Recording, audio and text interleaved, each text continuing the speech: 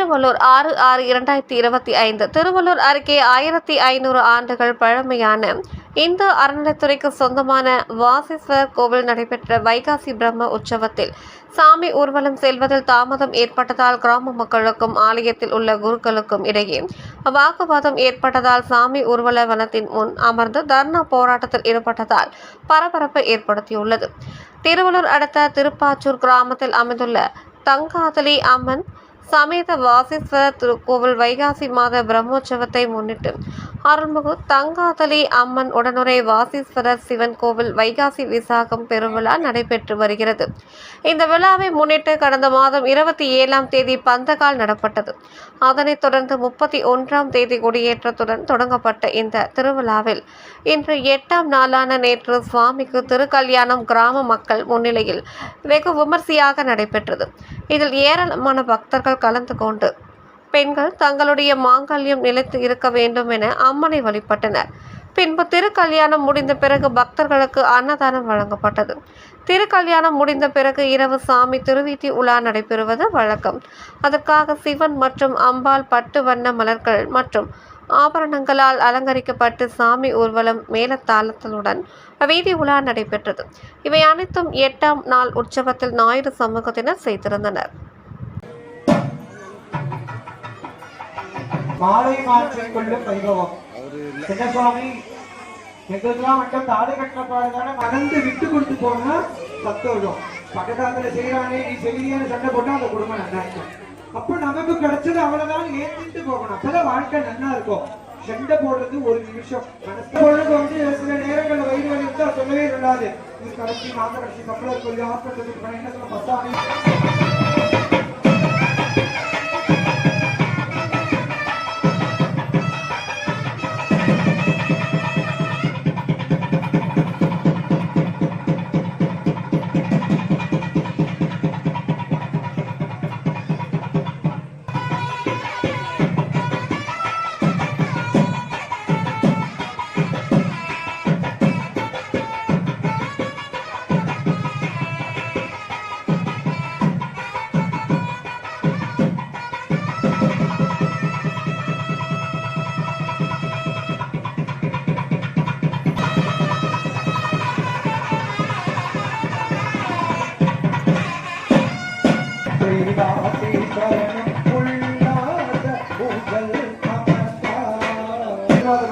தகுதி கிடையாது. ஆனா ஆசீர்வாதம் வாங்கறதுக்கு நிறைய யோகியதை இருக்கு.